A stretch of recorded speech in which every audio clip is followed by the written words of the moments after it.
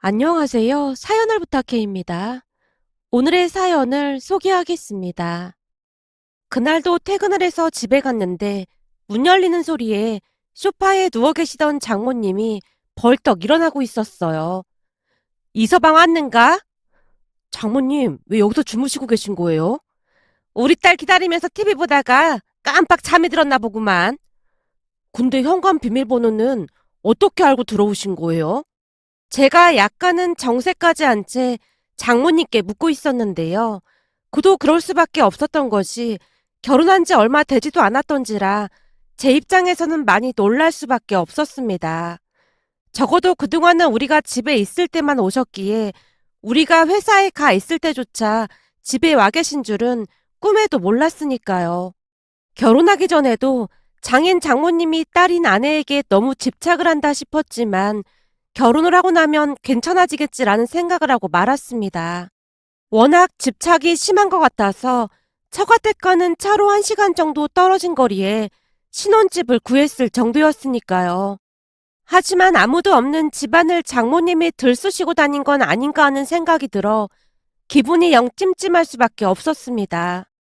잠시 양미간을 찌푸린 채 서 있는 모습에 장모님이 자랑스러운 목소리로 말을 꺼냈어요. 오늘 내가 말이야, 집안 청소부터 빨래까지 싹 다 해서 장롱에 넣어놨네. 거기다 우리 딸 좋아하는 반찬까지 준비해놔서 밥만 먹으면 되네. 근데 자네 얼굴이 왜 그런 건가? 나는 나름 도와주려고 오늘 하루 종일 쇠가 빠지게 일을 했는데 칭찬을 해주지는 못할 망정 지금 자네 표정이 뭐 씹은 듯한 그런 표정이잖나.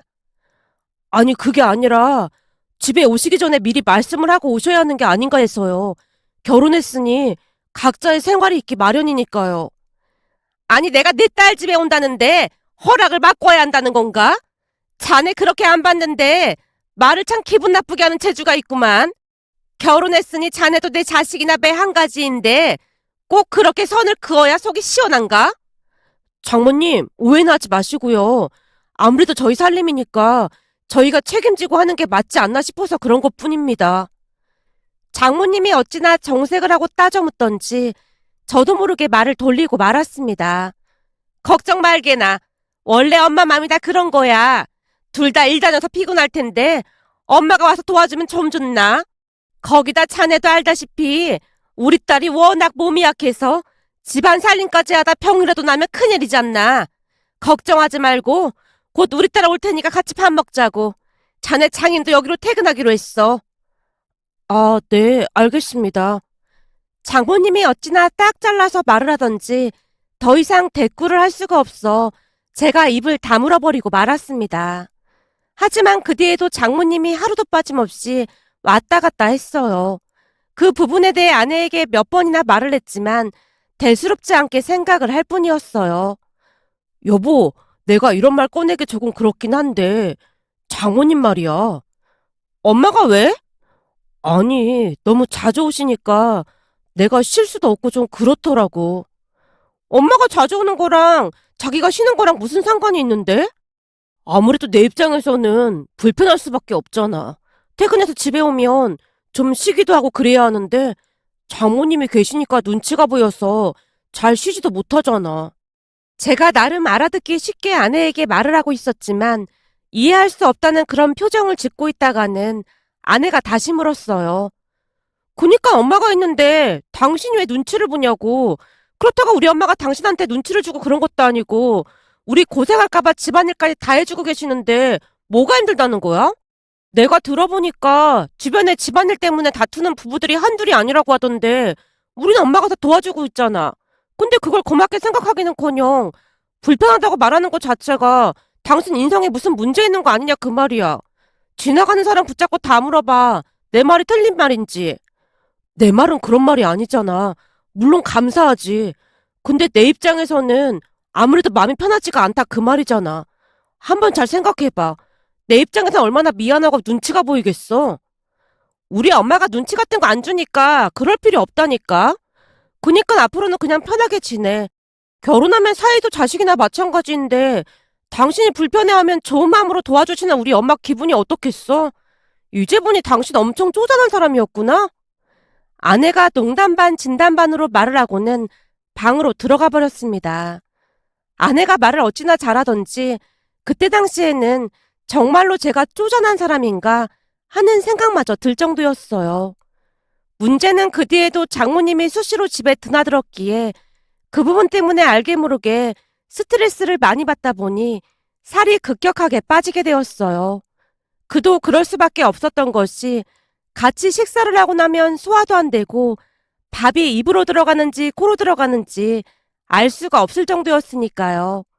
그러던 어느 날은 본가에 가게 되었는데요. 제 모습을 보자마자 엄마가 놀란 채 물었습니다. 너 얼굴이 왜 그 모양이야? 어디가 아픈 거야? 병원에는 가봤어? 아니야. 요즘 스트레스 받는 일이 있어서 살이 좀 빠진 것 같아. 왜? 회사 일이 힘들어서? 얼마나 일이 힘들길래 살이 이렇게나 많이 빠졌어? 아니야. 회사 일은 아니고 그냥 집안일이야. 집안일이라니? 혹시 우리가 모르는 집안일이라도 있는 거야? 엄마뿐만 아니라 아버지조차도 걱정 가득한 얼굴로 저를 빤히 바라보고 있었어요. 그 순간 말을 꺼내야 할지 말아야 할지 잠시 고민에 빠질 수밖에 없었는데요. 부모님 입장에서는 오해의 소지가 충분해 보였으니까요. 제가 잠시 말문이 막힌 채 어버버 하고 있자 아버지가 먼저 입을 열었어요. 혹시 사돈 양반 두 사람 때문이냐? 아버지가 그걸 어떻게 하셨어요? 순간 놀란 나머지 제 입에서 그 말이 튀어나오고 말았습니다. 아내가 말했을 리 만무했기에 어떻게 알게 된 것인지 궁금했거든요. 제가 토끼눈이 된 채 서 있자 아버지가 다시 말을 꺼냈어요. 사돈 양반 두 분이 딸을 아주 호흡 불잖니. 상견례 때부터 그럴 조짐이 보였거든. 그렇잖아도 걱정하고 있었는데 역시나 그것 때문인가 보구만. 아버지가 양미간을 잔뜩 찌푸리며 지나간 일을 회상하고 있었습니다. 그 모습에 저도 상견례 때 일이 떠올랐는데요. 상견례를 하는 내내 장인 장모님의 모습은 시종일관 제가 딸을 빼앗아 간다는 그런 느낌이 들게 했다고 해야 할까요? 상견례 자리에서 인사를 나누자마자 장모님이 급히 입을 뗐거든요.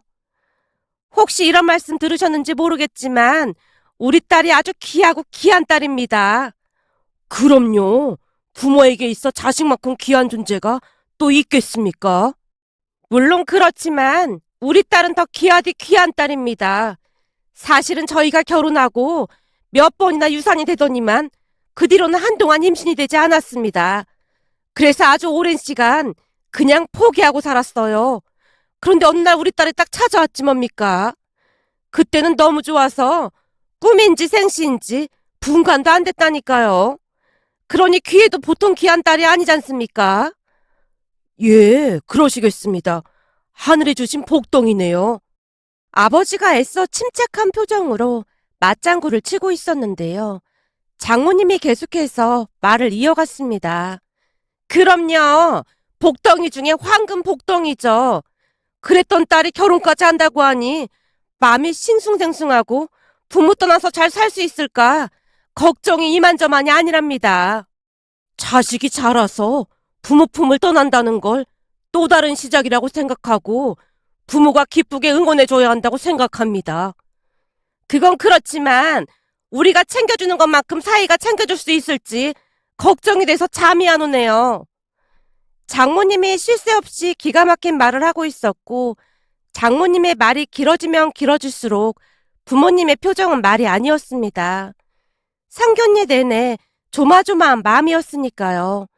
그 뒤에도 장모님이 계속해서 말을 이어가고 있었기에 참기만 하던 아버지가 단호한 목소리로 말을 꺼냈어요. 그럼 혹시 결혼시키실 생각이 없다? 그런 말씀이신지요? 그런 연유시라면 우린 그만 일어나 보겠습니다. 그런 건 아니고 저희 입장에서는 조금 걱정이 돼서 그런 것이니 혹시 불쾌하셨다면 정중히 사과드리겠습니다. 장인어른이 급히 끼어들어 분위기를 바꾸고자 노력했습니다. 만약 그때 장인어른이 사과를 하지 않았다면 결혼이 물 건너가지 않았을까 싶었는데요. 상견례를 하고 집에 돌아온 뒤에도 부모님의 표정이 한없이 어둡기만 했거든요. 집에 들어오자마자 엄마가 불같이 화를 내기 시작했어요. 세상에 자식 귀하지 않은 부모가 어딨어. 말끝마다 귀한 딸, 귀한 딸. 어찌나 귀에 딱지가 않도록 강조를 하는지 우리한테 협박하는 건가 하는 생각마저 들더라니까. 협박은 무슨 협박이야. 그냥 걱정돼서 하는 말이잖아. 네가 옆에서 보고도 그런 말이 나와? 당신 귀한 딸한테 잘못하기라도 하면 가만 안 두겠다 뭐 그런 말인 거잖아. 그런 게 아니라 진짜 귀하게 얻은 자식이라 그런 거야. 그러니까 너무 흥분하지는 마.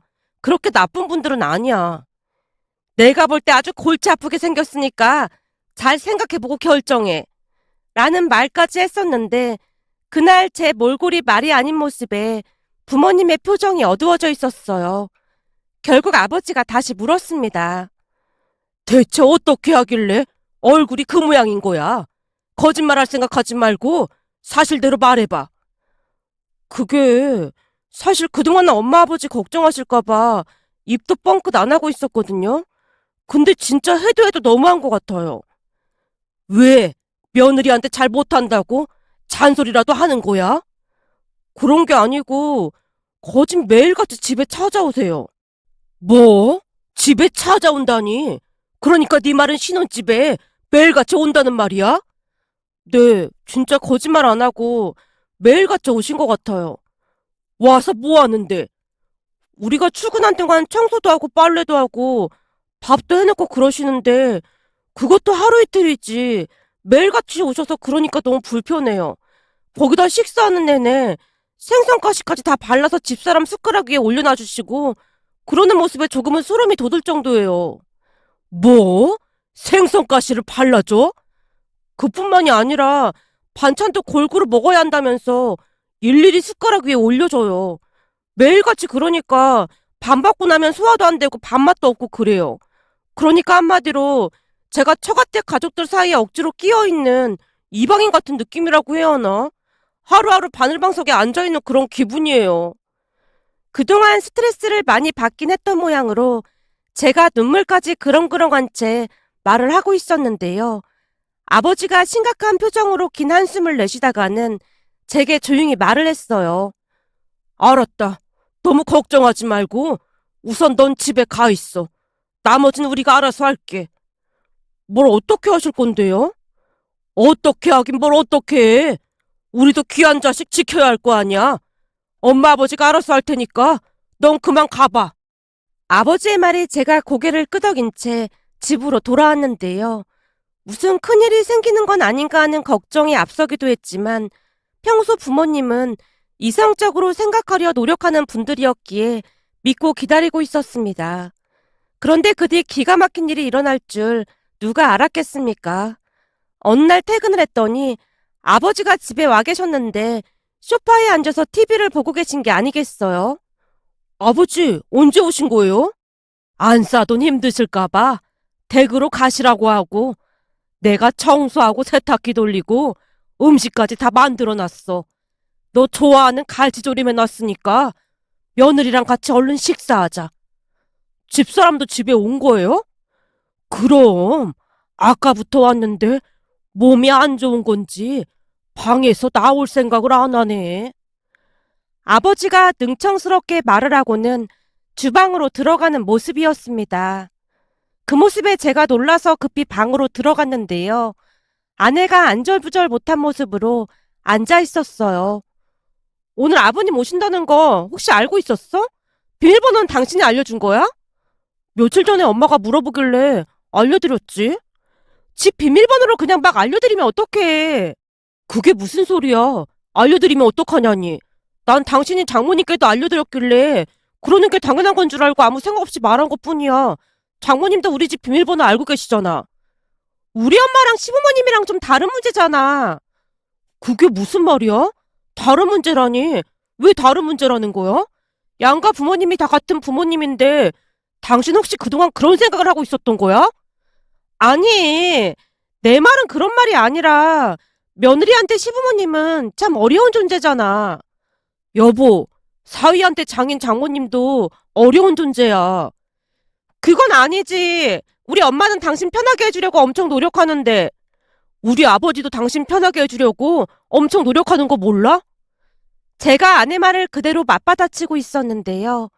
그동안과는 다른 제 모습에 많이 놀란 모양으로 더 이상 대꾸를 하지 못한 채 아내가 긴 한숨을 내쉬고 있었습니다. 우리가 방에서 약간의 말다툼을 하고 있자 아버지가 우리를 불렀어요. 밥 다 차렸는데 안 나오고 뭐하고 있어? 음식 다 식겠다. 얼른 나와. 네, 지금 나갈게요. 우선 빨리 나가자. 아버지께서 내가 좋아하는 갈치조림 해놓으셨대. 옛날부터 우리 아버지가 감자 넣고 갈치조림 하면 맛이 아주 기가 막혔거든. 제가 아내 손을 잡아 끌고 식탁에 앉았는데요. 식탁 가득 음식이 차려져 있었습니다.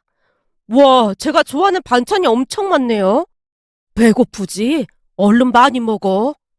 아버지의 말에 제가 신나서 식사를 하고 있었는데요. 아내의 표정은 거의 울기 직전이었다고 해야 할까요? 그 뒤 아버지는 거의 매일같이 우리 집에 방문을 했고 그 부분 때문에 장모님의 스트레스가 이만저만이 아닌 모양이었어요. 어느 날은 제게 전화를 걸어왔거든요. 이보게, 다른 게 아니고 바깥 사돈 양반이 자주 오시니까 내가 갈 수가 없어서 말이야. 말 좀 잘해주면 안 되겠나? 장모님, 아무 걱정하지 마세요. 그동안 장모님이 많이 힘드셨겠다면서 엄청 미안해 하시더라고요. 아니, 우리 딸이 불편할까봐 그러지. 결혼하면 며느리도 자식이나 배 한 가지인데 불편할 게 뭐가 있겠습니까? 제가 작심 발언을 하고 있었는데요. 제 말에 신기가 많이 불편했던 모양으로 장모님이 버럭했습니다. 그래? 그럼 오늘부터는 나도 바깥사돈 양반이 있어도 집에 갈 테니까 그런 줄 알고 있게나. 네, 알겠습니다.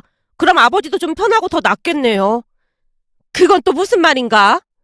아무래도 두 분이 함께 하시면 일이 덜 힘들 것 같아서요. 라는 제 말에 장모님이 씩씩거리며 전화를 끊어버렸습니다. 그날 저녁 퇴근을 해서 봤더니 두 분이서 열심히 음식을 만들고 있었어요. 제가 들어가자 아버지가 활짝 웃으며 말을 꺼냈고요. 아들, 왔어? 내가 너 좋아하는 코다리 조림 해놨다. 진짜요? 엄청 맛있겠네요. 그럼 이 아버지 전공이 생선 요리 아니냐?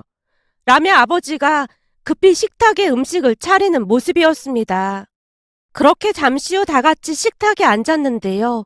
장모님은 아내 옆에, 그리고 아버지는 제 옆에 앉아서 식사를 하는 조금은 이상한 그런 분위기가 연출이 되었습니다. 순간 장모님이 보란 듯이 아내 숟가락 위에 반찬을 올려주며 말을 했어요. 딸, 골고루 잘 먹어야 건강한 거야. 아들, 아버지가 생선까지 다 발랐으니까 얼른 먹어라. 체하니까 꼭꼭 씹어먹고. 아버지가 생선 살점을 제 숟가락에 올려주며 말을 했습니다. 그 모습에 장모님과 아내의 표정이 말이 아니었는데요. 아버지께서 제 머리까지 쓰담쓰담 해주고 있었으니까요. 물론 아버지가 보란 듯이 더욱 오바를 하긴 했지만 우리 둘도 보통 고역은 아니었습니다.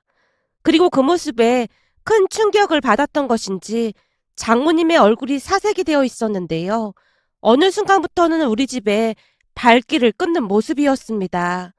어느 날 장모님이 제게 전화를 걸어왔어요. 이서방, 내가 요즘은 바쁜 일이 많아서 집에 자주 못 갈 것 같네. 아니다, 아예 안 갈 생각이니까 두 사람의 시간 날 때 한 번씩 우리 집에 방문해주면 좋겠구만. 정말요? 그동안 장모님이 집안 살림 도와주신 덕분에 편하게 살았는데 진짜 많이 아쉽네요. 그리고 우리 아버지도 이제 혼자 하시려면 많이 힘들어지실 것 같은데 걱정이네요. 아니 그게 있잖아. 부모가 자식 일에 관여를 너무 해도 안 좋다고 하던데 바깥 사돈도 그만오라고 하면 안 되겠나? 서로 웬만큼 거리를 유지하는 게 맞는 거잖아. 그런가요? 그럼 어렵겠지만 아버지께 한번 여쭤보겠습니다. 그래. 앞으로 집에 자주 오시지 말라고 꼭 좀 말해주게나. 그리고 현관 비밀번호도 바꾸는 게 낫지 않을까 싶어. 굳이 바꿀 필요가 있을까요? 혹시 바꾸게 되더라도 장모님께 말씀드릴게요. 아니야. 뭐하러 그래. 난 이제 거기 갈 일도 없어서 알 필요도 없네. 그 비밀번호가 왜 비밀번호겠나. 비밀을 유지해야 해서 비밀번호인 거야. 그니깐 둘만 알고 있고 다른 사람들한테는 절대 말하면 안 되네. 특히나 바깥 사돈한테는 더더군다나 말하면 안 되고 말일세. 내 말 무슨 말인지 알겠지? 꼭 명심하게. 라며 장모님이 전화를 끊었습니다. 그렇게 그 주 본가에 가서 장모님의 말씀을 전달했는데요. 가만히 듣고 있던 엄마가 박장대소를 했습니다. 사실 난 그럴 재량이 안 되길래 네 아버지 보고 하라고 했더니 대체 뭘 했길래 안 사더니 단번에 백기를 든 거야? 아버지 연기 때문에 닭살 돋아서 정말 혼났다니까. 어찌나 오글거리는지 웃음 나와서 이빨까지 꽉 꿰물고 있었다니까. 그렇게 안 했어 봐. 지금까지도 안 싸더니 니들 집에 계속 찾아왔을 거다. 근데 나도 내 연기력이 이렇게 뛰어난 줄 몰랐는데 이번 참에 한번 그쪽으로 뛰어들어봐. 아버지가 장난스레 웃고 있었습니다. 그 뒤 장모님은 우리 집에 발길을 끊었답니다. 며칠 전 장모님이 집 앞에 반찬을 두고 갔다는 전화를 걸어왔는데요. 그 전화를 받으며 문득 예전 일이 떠올라 이렇게 글 남겨봅니다. 오늘의 사연은 여기까지였습니다. 즐겁게 보셨다면 구독, 좋아요 부탁드립니다. 고맙습니다.